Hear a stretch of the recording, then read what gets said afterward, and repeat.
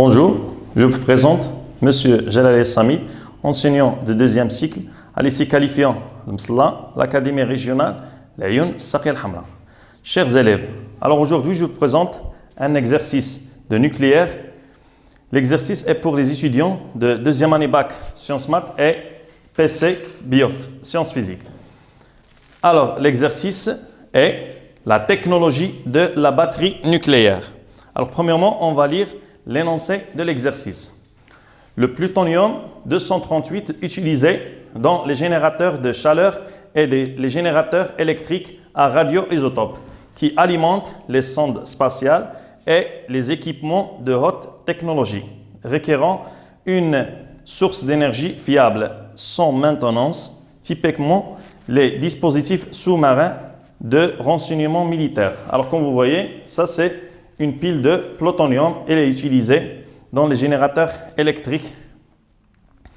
Alors, le plutonium PU-238-94 se désintègre en l'uranium 234-92.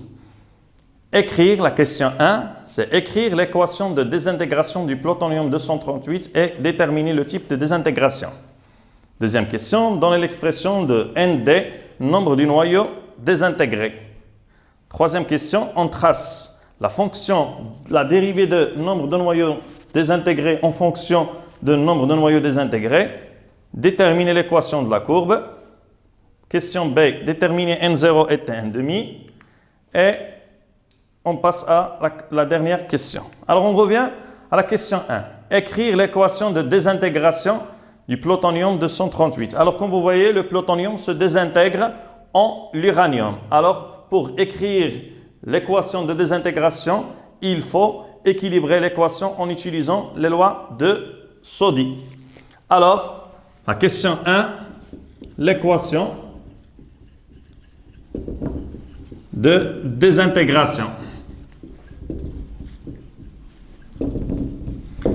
Alors, le plutonium 238-94 se désintègre en l'uranium 234-92 plus une particule, on peut appeler X, A, Z.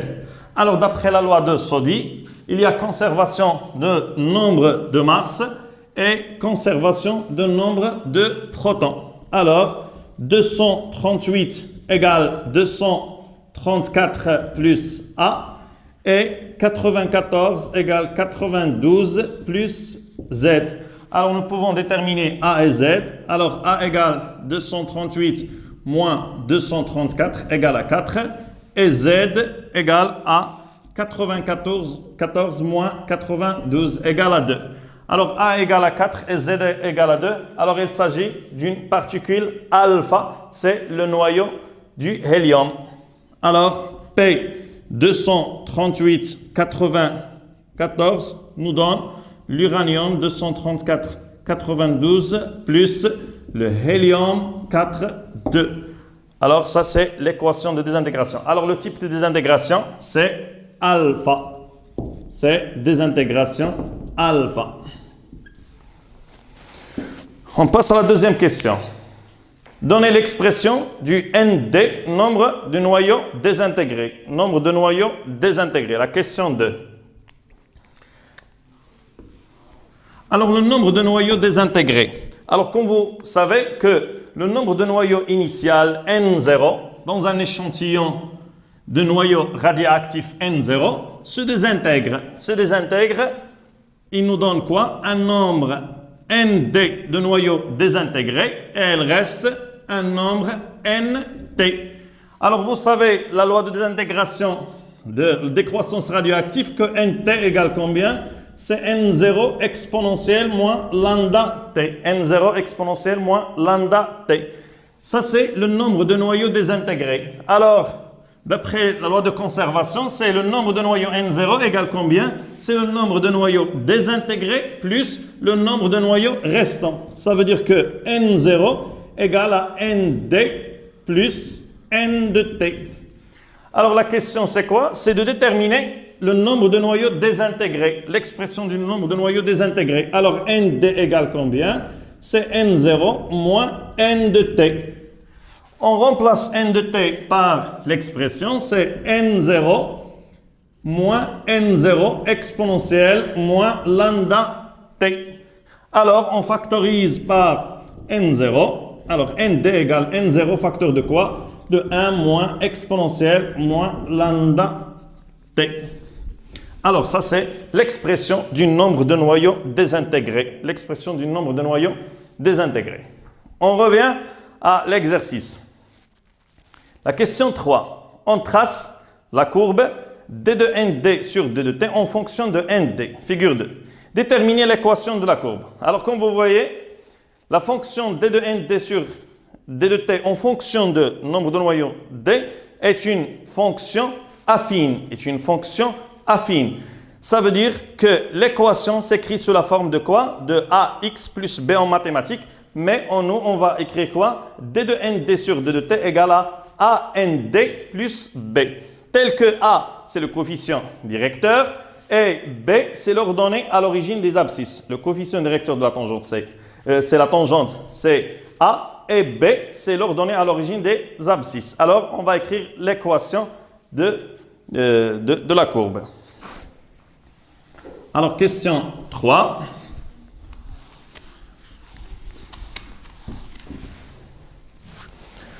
Alors, question 3. La fonction d de nd sur d de t égale à f de nd est une fonction affine. Alors, l'équation, c'est quoi? D de nd sur d de t égale à a fois nd plus b. A fois nd plus b. Avec, c'est quoi la valeur de b? B, c'est l'ordonnée à l'origine des abscisses. Alors, comme vous voyez, la valeur de b, c'est 1, 2, 3, 4, 5, 6. 6 fois 10 à la puissance 10 noyaux seconde moins 1. C'est 6 fois 10 à la puissance 10 noyaux seconde moins 1. A, c'est le coefficient directeur. Comme on détermine le coefficient directeur, on prend 2 points. 2 points. C'est la variation des ordonnées sur la variation des abscisses. Alors, par exemple, on peut prendre point de 6, 10 à la puissance 10. Alors, leur ordonnée, c'est 0. Et le deuxième point, c'est 1, 10 à la puissance 10. C'est 2 fois 10 à la puissance 20. Alors, la valeur, c'est 6, 10 à la puissance 10, 0. Deuxième valeur, c'est 1, 10 à la puissance 10, 1, 10 à la puissance 10 sur 2 fois 10 à la puissance 20. Alors, on peut utiliser notre calculatrice et de trouver la valeur de A, c'est moins 2,5 fois 10 à la puissance moins 10. Moins 2,5, 10 à la puissance moins 10. Alors, le coefficient directeur, elle est négatif car la fonction, c'est une fonction décroissante. Alors, moins 2,5, 10 à la puissance moins 10, quelle est l'unité de A? Alors, comme vous voyez, ça c'est en noyau seconde moins 1 et ça c'est en noyau. Alors, nous pouvons simplifier. Il reste quoi? L'unité c'est seconde moins 1. Alors, l'équation de la droite, c'est... Alors, d de nd sur d de t égale moins 2,5 10 à la puissance moins 10 nd, on remplace dans l'équation, plus b, c'est 6 10 à la puissance 10. Alors ça, c'est l'équation de la droite d de nd sur d de t en fonction de nd. La question b, déterminer n0 et t1,5. Déterminer n0 et t1,5. n0, c'est le nombre de noyaux initial et t1,5, c'est le temps de demi de vie. Alors, question B. Alors, pour déterminer n0 et t1,5, il faut écrire la dérivée de nd sur d de t en fonction du temps. Alors, on a On a trouvé que nd égale combien? N0 facteur de quoi? De 1 moins exponentielle moins lambda t. Alors on va dériver cette fonction. d de nd sur d de t. La dérivée. Alors c'est quoi? C'est d sur d de t de n0 facteur de 1 moins exponentielle moins lambda t. Alors n0 est constante, on peut la sortir de la dérivée, c'est n0.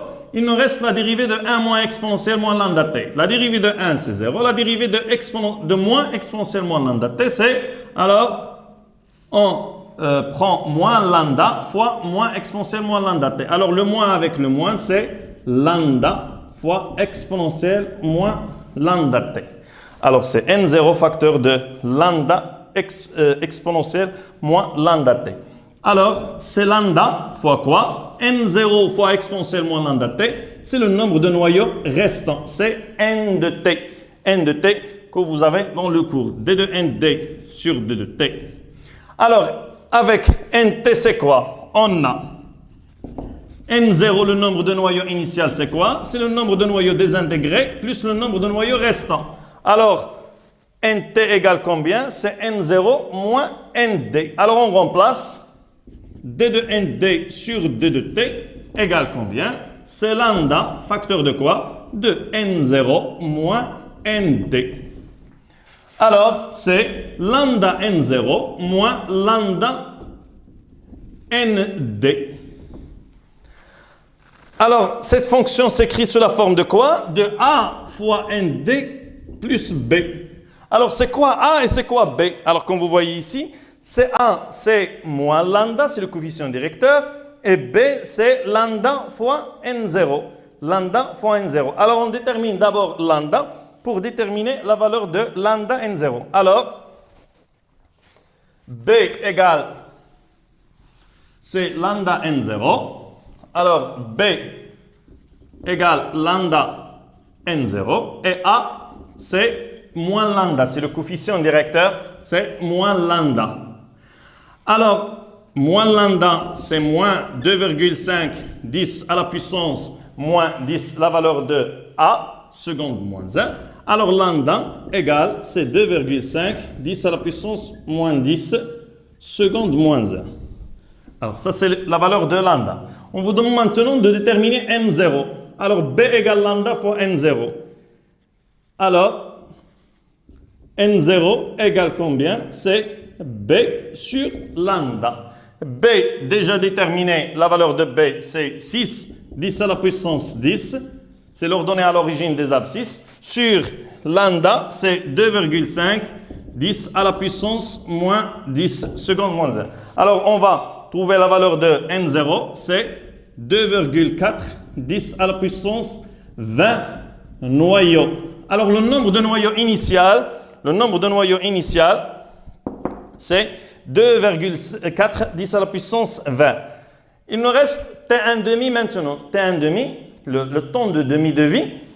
Alors, c'est la durée nécessaire pour qu'il y ait désintégration de la moitié du nombre de noyaux initial. Pour la désintégration du nombre de noyaux, de la moitié du nombre de noyaux initial. Ça veut dire c'est la valeur où, à l'instant où n de t, le nombre de noyaux restants, c'est n0 sur 2, la moitié.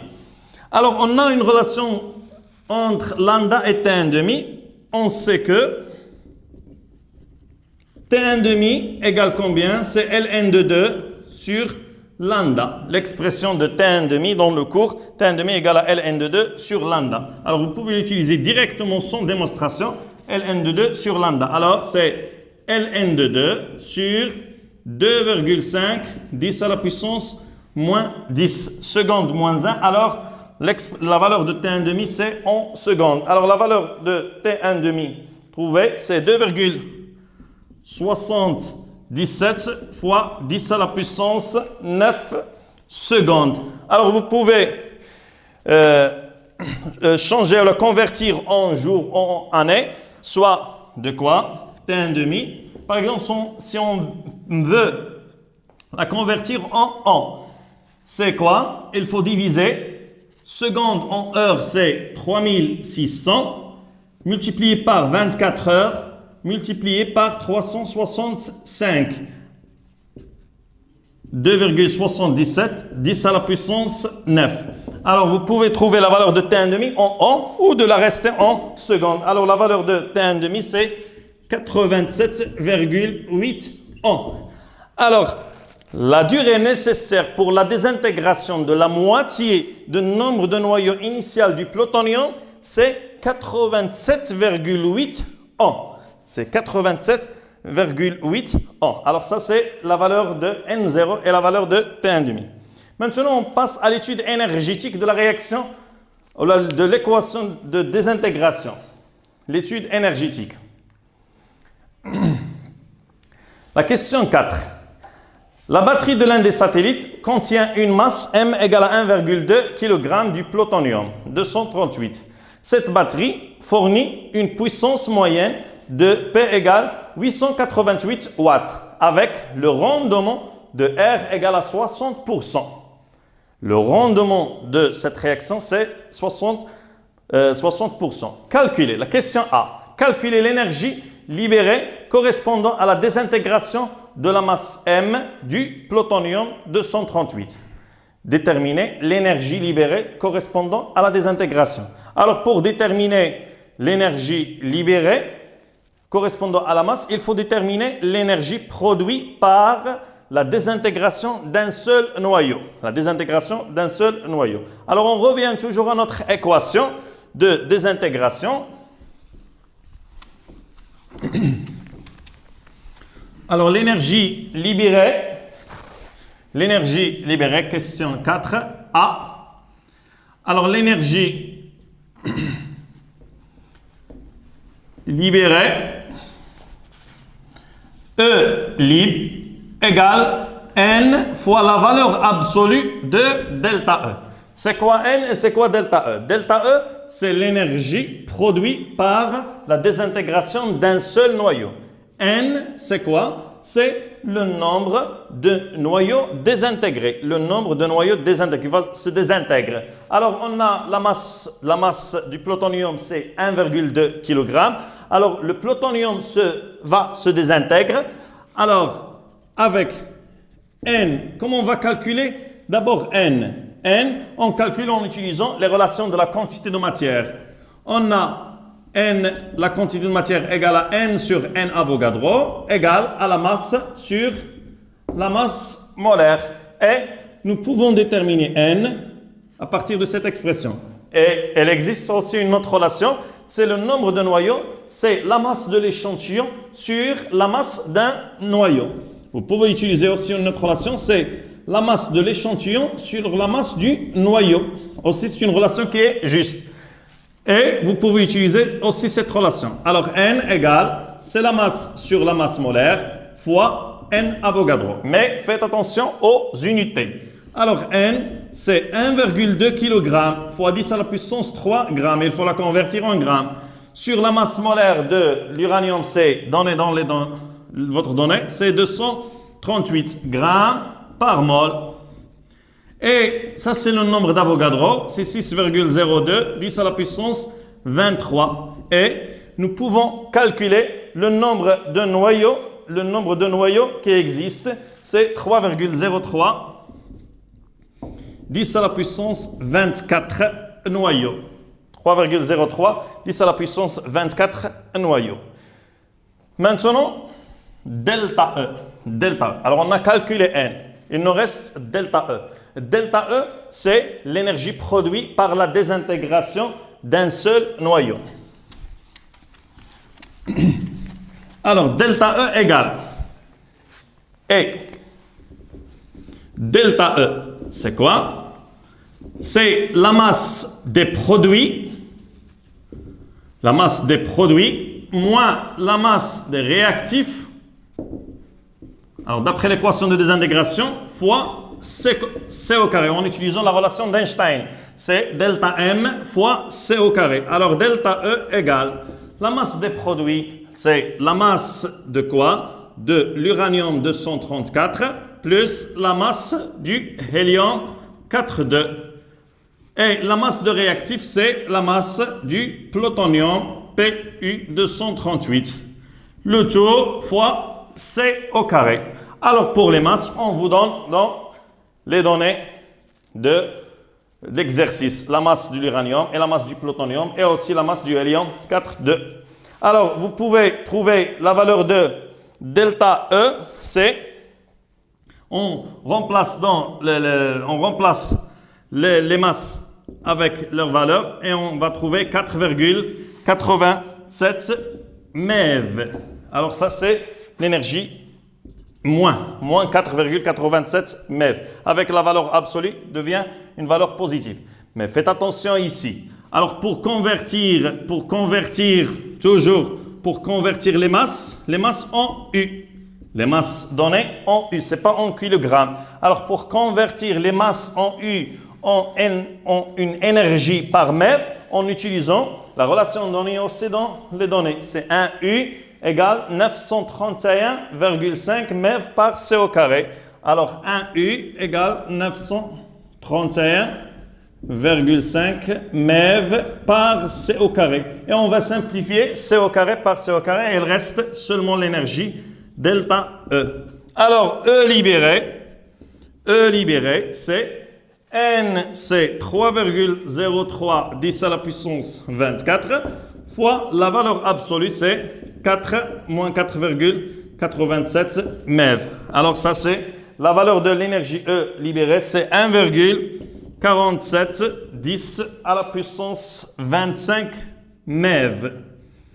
Nous pouvons la convertir en joules aussi. Nous pouvons exprimer l'énergie en joules. C'est de quoi? C'est de diviser 1 MeV, toujours dans les données. 1 MeV, c'est 1,6 10 à la puissance moins 13 joules.